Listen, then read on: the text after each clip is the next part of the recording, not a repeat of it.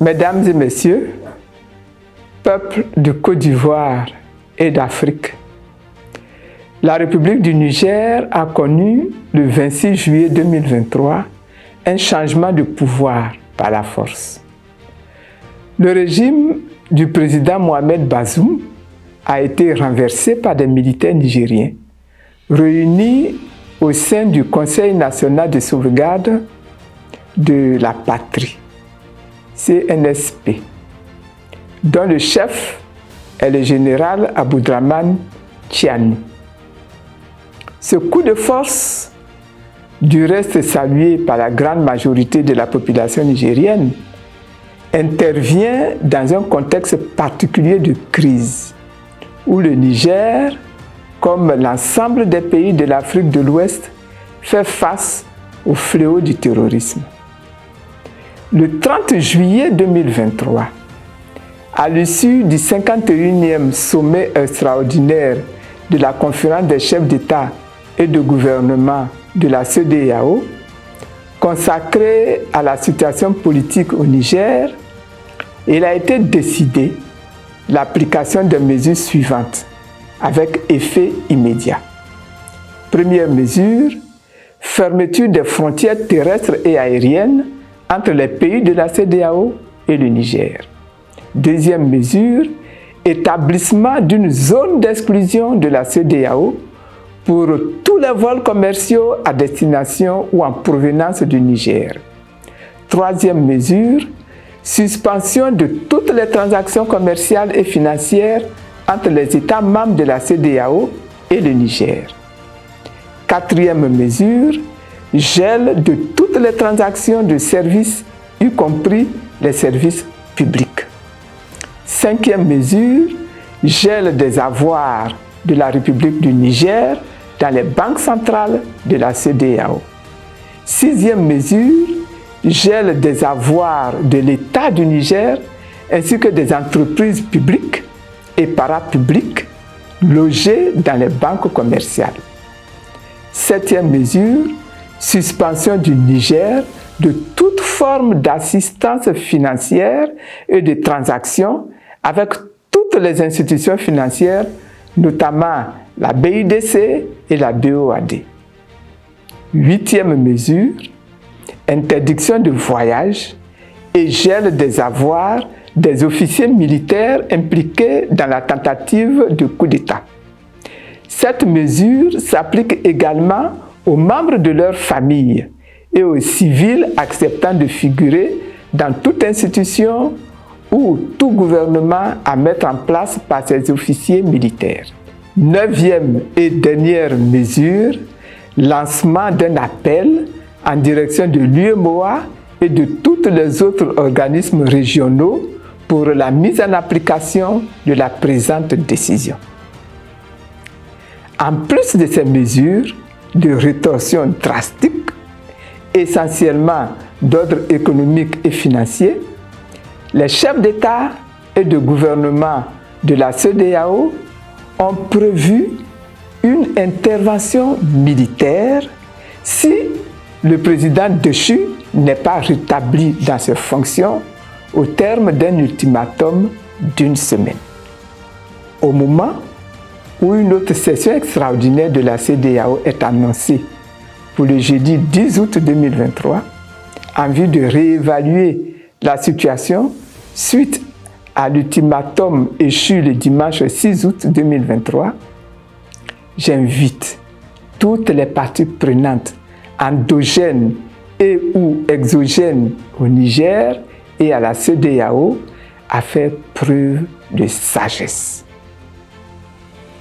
À la vérité, la position des dirigeants de la CEDEAO est la même que celle qu'ils avaient prise contre le régime du colonel Assimi Goïta au Mali.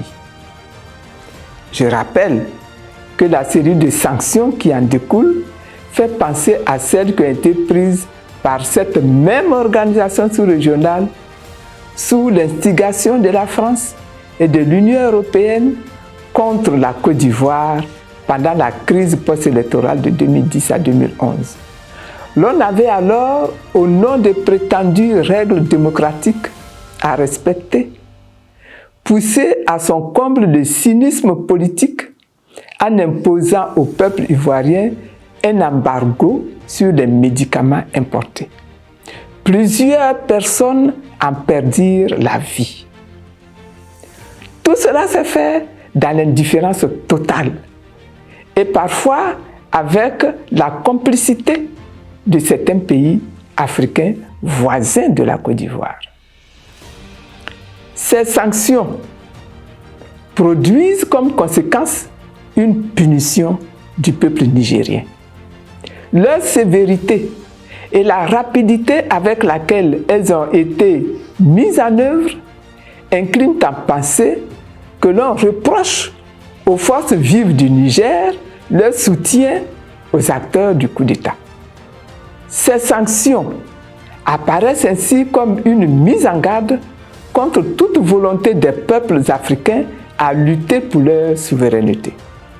Ces sanctions confortent également la majorité de l'opinion africaine dans le sentiment que la CEDEAO et l'UEMOA sont instrumentalisés par les chefs d'État pour protéger et perpétuer leur régime et leurs intérêts. Elles traduisent éloquemment la tendance de plus en plus affirmée à utiliser les institutions économiques et financières pour tenter de régler des crises politiques internes aux États dans un sens qui n'est pas forcément celui qu'approuvent les peuples. Enfin, ces sanctions donnent à l'opinion africaine le sentiment que ces organisations aux ordres des chefs d'État sont manipulées par la France et par ses partenaires européens et internationaux. Je réaffirme ici que les sanctions prises contre le peuple frère du Niger sont illégales, car aucune règle de la CEDEAO et de l'UEMOA ne les justifie. Ces sanctions à caractère purement politique sont iniques et peuvent être qualifiées de crimes contre l'humanité. Sur le plan éthique, elles sont inhumaines. Que l'on ne s'y trompe pas, les enjeux majeurs de cette crise au Niger s'apparentent à ceux des crises du Mali, du Burkina Faso. Ils se cristallisent autour de la problématique de la souveraineté de la République du Niger et des ex-colonies africaines de la France qui, 63 ans après la proclamation de leur indépendance politique, subissent encore le diktat des gouvernants français. L'on retient ici 3 enjeux majeurs. Premièrement, la crise nigérienne est d'abord et avant tout une opportunité pour réévaluer les relations entre la France et le Niger, entre cette ancienne puissance coloniale et ses ex-colonies. Le peuple et les autorités de ce pays se donnent l'occasion de prendre en main les leviers géostratégiques nécessaires à garantir une véritable indépendance de leur nation. Deuxièmement, la crise nigérienne, c'est aussi une opportunité que se donnent les nouvelles autorités du Niger en vue de tirer les meilleurs partis d'une mondialisation amplifiée des relations internationales. Elles pourraient ainsi profiter du conflit qui les oppose à la France pour faire appel à d'autres partenaires comme la Russie, la Chine, la Turquie, etc. Troisièmement, la crise nigérienne est révélatrice d'un nouvel état d'esprit des peuples africains et des armées africaines. Elle est un exemple qui peut aussi faire tache d'huile. L'on assiste progressivement à une amplification et à une généralisation de la lutte pour la souveraineté des États d'Afrique de l'Ouest par les peuples eux-mêmes et non plus par des idéologues.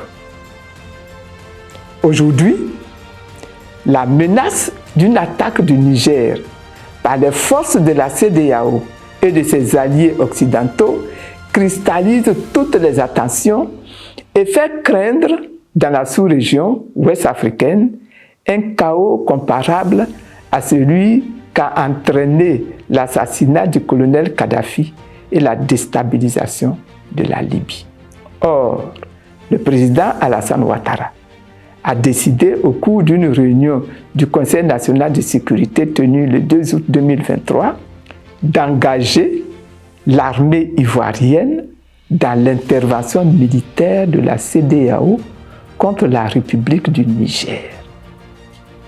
Cette décision transgresse la constitution ivoirienne qui dispose en son article 104 que la déclaration de guerre est autorisée par le Parlement. En cas de désaccord entre les deux chambres, la décision appartient à l'Assemblée nationale.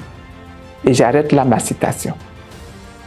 Le chef de l'État aurait donc dû obtenir d'abord l'accord du Parlement avant d'engager le pays dans cette guerre.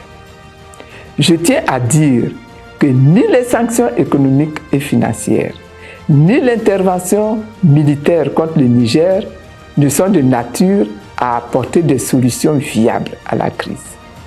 C'est pourquoi, conformément à ma vision d'une Afrique digne, souveraine et prospère, j'affirme premièrement ma solidarité au peuple frère du Niger.